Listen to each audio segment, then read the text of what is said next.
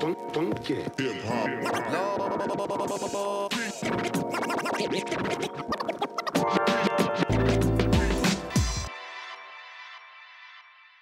What's good? It's your boy, Mr. Get Your Buzz Up with Get Your Buzz Up. I'm here with Mayday. What's up, fellas? What up? What up? So, how's the tour going, fellas? So far, so good. I mean, we're only a week in, so, you know, it's going good. We're just getting our sea legs right now. Yeah, you gotta grease the wheels in the first week. It always takes about a week and a half to get, like, the rhythm going. Man, first week, and you're about to hit this winter vortex. Isn't that what we're about to hit it? I thought we already hit it. Winter vortex. Yeah, I think it's coming. I don't think it's coming. It is winter vortex. Yeah, it's gonna be interesting. And so we were talking. You know, being from Miami, you're not used to the cold weather. Yeah, look at me. Mad layers. Mad layers. So you know, it's only been a week, but any really dope moments so far? Man, it's been really because we started in like right smack dab in the middle of like America. Like we started in Ohio, you know, which it's and like you said, it's already getting cold and stuff. The best moments to me has been seeing these fans, these diehard fans coming out, and like they're out here for the meet and greets in the cold and like waiting in line and stuff. And it's been like crazy, man. It's been a really beautiful experience to like. We unfortunately Mayday, because we're in Miami, logistically we don't get to tour as much as other bands do. So we don't really get to hit these places as much as we would like to. So it's just a great experience for us to come out and be like, wow, man, you know, we never do winter tours and stuff like that. So it's so much more impressive for us to see somebody who's like, oh yeah, I drove 6 hours to be here, and I'm like, damn, but it's 20 degrees outside. Yes. Like you drove for 6 hours in this. All right, that's love. Appreciate it. Midwest, I said it before, the Midwest loves strange music. I'm sure that I know the entire country does, but the Midwest is definitely Midwest and Northwest as well. Really loves our music, the West Coast and the West Coast in general, you know. That's what's up. So I mean, you're on tour, pushing Murs Day. Yeah. The collab project with Murs. Yes. You know, what's it like having him a part of strange music now? I think it gives some validity to the label, you know. Furthers their validity. He's a person that has a lot of connections and could damn well start a label himself. Or I mean, he did, but you know, he's that kind of person that has tentacles that reach far into the industry and has a legendary track record. So I feel like it helps to solidify Strange, you know, in like other markets that they're not in already. You know what I'm saying? Like it helps increase their presence in the West Coast, and it helps increase their presence amongst a certain sect of hip hop, you know, that for whatever reasons, you know, might overlook Strange, you know, for whatever personal reasons they might have. You know, I think Murs helps bridge that gap, you know. And I think what Strange does for Murs is it, you know, it gives him a new life, you know. So it, you know, it works both ways. That's what's up. So typically when anybody would listen to a Mayday project, or even the verses, when you guys do, you know, verses and features, and I've heard you talk about it before, it's more on the darker side, not, you know, not dark, but just on the darker side of hip hop. And with Murs Day, the best way I put it is like it's the perfect party for any hip hop head. Like you're not gonna go in the club and, you know, see a whole bunch of women maybe twerk. I mean, you have a couple records that maybe, but for the hip hop heads, it's like the perfect party album. There's like, you can listen to it in the club if you're a hip hop head. It'd be good. You could drive it. It's the perfect album. That's what we try to do, man. So what was that? Just all Murs, or was that something that you guys were gonna go and do anyway? I think it was like perfect timing, because Murs came in and said, look, I don't want to do the same style of record that you guys have been doing. I want to do something different. I don't want it to just sound like a Mayday album with Murs like sticker slapped on it, you know.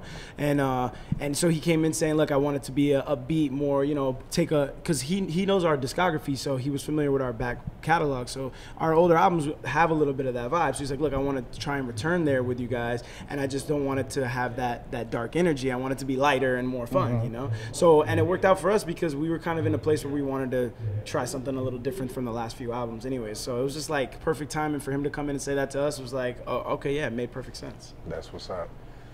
So the collab with Murs, was that going to happen whether he signed with Strange Music or not, or was it just sort of something that cool. You've already worked with him in the past, so you already had that relationship.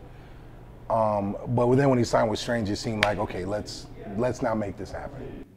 I mean, I'm sure it would have some more music would have happened. You know what I'm saying? But projects cost money, man, and projects, you know, for them to be, I'm not into doing stuff that like isn't gonna be done right, and isn't gonna be promoted right, and isn't gonna be heard by the right amount of people and all that. I don't think he would have wanted to waste his time, and we probably wouldn't have wanted to waste our times either. So I think Strange helped really kind of kickstart that. The relationship was always there. When we signed to Strange, he was on our list of people that we wanted to work with, and we got him on our first album, you know. Yeah. So, you know, that want to work with him has always been there. You know, I think the problem is we're on our path, and every artist is on their path, and doing projects is something that people have to really want to fucking do. And you know, and it's like, and you know, you need the money, man. You need the money, man. It's gonna advertising. It's gonna put it out there for the people, you know. So big ups to Travis that did that. Travis O'Gwin of Strange Music and Tech Nine that they believed in the project, and they felt that we were a good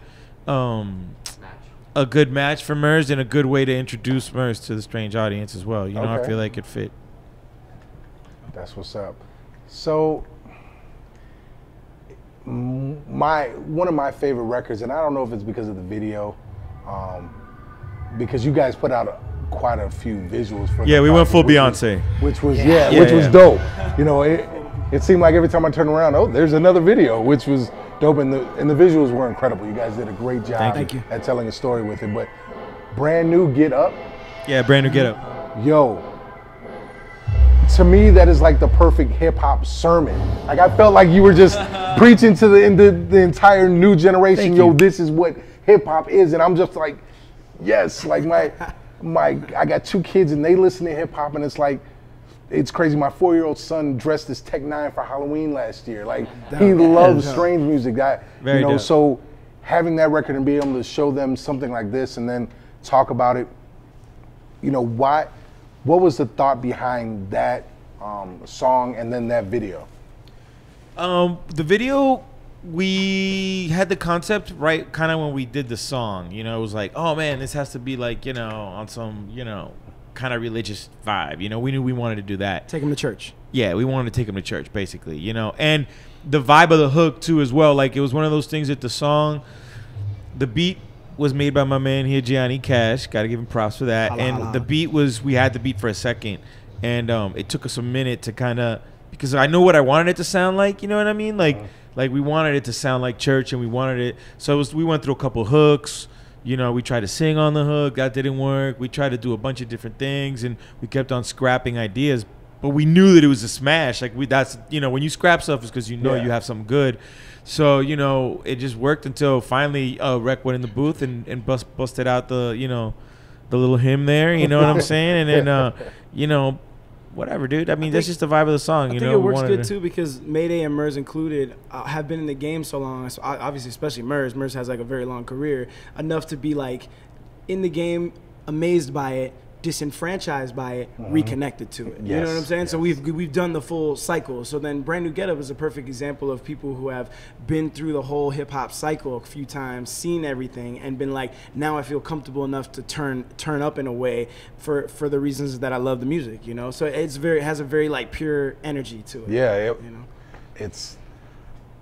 There's so many dope records, but that one was like, like home for me. I was like, yes, money, like this is dope. So it's really good to hear that you guys actually, you guys probably didn't like it at first, but you know, throwing stuff away, starting over, doing it over, like that's really dope to hear, because that means a lot of work went into that record. Definitely. So you're trying to make hits. Not easy.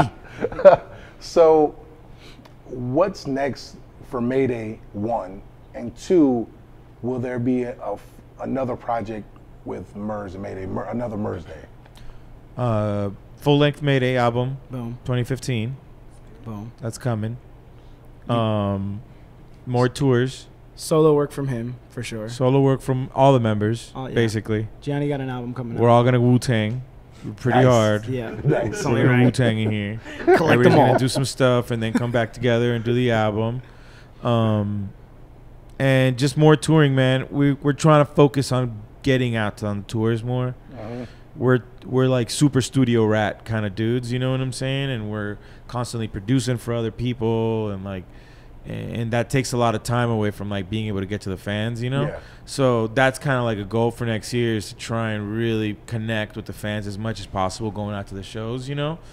And yeah, man, that's it. Just more of the same, dude. More music. And are we gonna work with Murs? I don't know. You know. Well, we have an EP that we're gonna put out with Boost Mobile and Samsung. Yeah, I forgot about that. Yeah, it's been kind of under wraps. We haven't really talked about it yet, but we're doing it. You and Murs? Yeah, we're doing Murs Day. There's gonna be a continuation of the Murs Day project. 3 songs for free, put out by Boost Mobile, and we're just wrapping it up. It's called Ready to Run. It's called Ready to Run. That's an exclusive. Nobody knows the title yet. Ready to Run, right here. Yes, we just got the call that okay, the green light is gonna happen. So yes. And yeah, so that'll be the next thing for Murs Day, and then I think we all like it'd be a romantic idea to like link up in a few years and like do an epic sequel, but for now we're just gonna go and do what we can. Figure that out. And obviously Murs has a solo album coming out next year as well.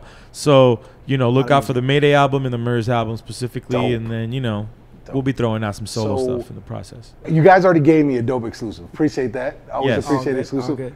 Now I'm gonna get a little greedy. Okay, cool. The next Mayday album. Yeah. What features, do you have any features that you can announce? I understand how the game works, but is there any features you can announce? Oh man, we're so early in the process right now. We're just cooking right now. Okay. I don't even have enough. I've been going less and less on the feature route personally. Okay. When we were younger in our progression, features are used a lot as a way to like show people that you're out there, you know? And a lot of times they maybe weren't the closest of friend stars, whereas like now we just kind of want to make music with people that are our friends and people that we truly connect with. So not to say our albums aren't gonna be feature heavy, but our choices are gonna be a lot more selective in that sense. And also we want to start to feature a lot more musicians. Like we want to, Eric Clapton on the guitar, you know what I'm saying? I mean, I'm shooting for the stars right now. Eric Clapton on the guitar, Flea on the bass, Bootsy. Let me find James Brown. I mean, hologram James Brown in the studio. Hologram, that would be dope. Kenny G on the sax, you know what I'm saying? Any titles that you're kicking around for the album right now? We have one actually that we really like.